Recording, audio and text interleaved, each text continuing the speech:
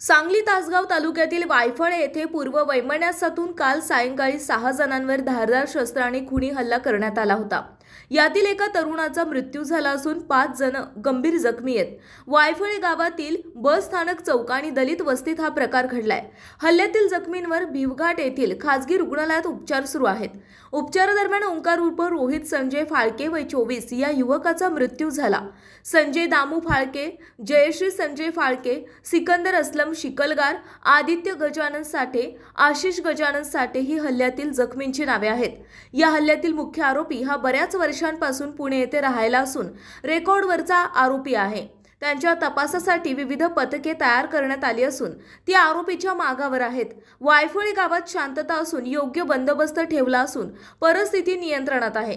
वायफळे येथील फाळके कुटुंबियांमध्ये गेल्या अनेक वर्षांपासून किरकोळ कारणावरून वाद सुरू आहेत। याच वादातून या कुटुंबामध्ये बऱ्याच वेळेला भांडणे झाली होती। भांडणाचे पर्यावसन अनेक वेळा मारामारीत झाले होते। दोन्ही कुटुंबातील एकमेकांवर यापूर्वीही धारदार शस्त्राने हल्ले झाले आहेत। या प्रकरणी दोन्ही बाजूकडून पोलीस ठाण्यात गुन्हे दाखल झाले होते। गेल्या काही वर्षात दोन्ही कुटुंबांमधील हा वाद चिघळत चालला होता। तासगावच्या वायफळे गावात नेमकं काय घडलं?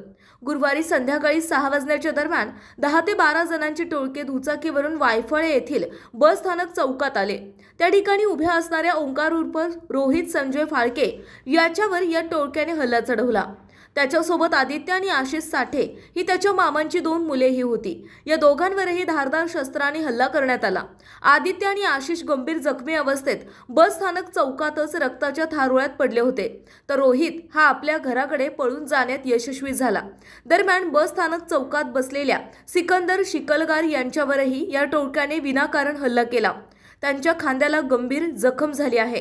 दरम्यान आदित्य आणि आशिष यांच्यावर हल्ला केल्यानंतर हे टोळके भर चौकातून नंग्या तलवारी नाचवत रोहित फाळके यांच्या घराकडे गेले। यावेळी घरासमोर रोहित याच्यावर हल्ला चढवला। याच वेळी रोहितचे वडील संजय, आई जयश्री यामध्ये आल्या। त्यांनाही या टोळक्याने धारदार शस्त्राने मारहाण केली। सर्वजण रक्ताच्या थारोळ्यात पडले होते। त्यानंतर या टोळक्याने मोटरसायकलवरून धूम ठोकली। या घटनेची माहिती मिळताच पोलीस उपाधीक्षक सचिन थोरबोले, पोलीस निरीक्षक सोमनाथ वाघ यांच्यासह पोलिसांनी वायफळे येथे धाव घेतली। या प्रकरणी रात्री उशिरापर्यंत फिर्याद घेण्याचे काम सुरू होते, तर हल्लेखोरांच्या शोधासाठी पोलिसांची पथके ठिकठिकाणी रवाना झाली आहेत। दरम्यान भर चौकात सिनेस्टाईल पद्धतीने झालेल्या या हल्ल्यामुळे वायफळे येथे दहशतीचे वातावरण निर्माण झाले आहे। पोलिसांनी गावात बंदोबस्त तैनात केला आहे।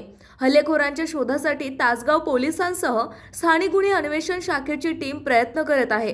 केस तालुक्यातील माजी सरपंचाचे अपहरण करून खून, त्याच दिवशी पुण्यातील भाजपा आमदाराच्या मामाचे अपहरण करून खून करण्यात आल्याने खळबळ उडाली होती। त्यातच परभणी दंगल आणि तासगावमध्ये झालेल्या हल्ल्याने राज्यात कायदा सुव्यवस्था धोक्यात आली आहे। अद्याप राज्याला गृहमंत्री मिळत नसल्याने किती लोकांचा जीव जाणार असा प्रश्न पडलाय।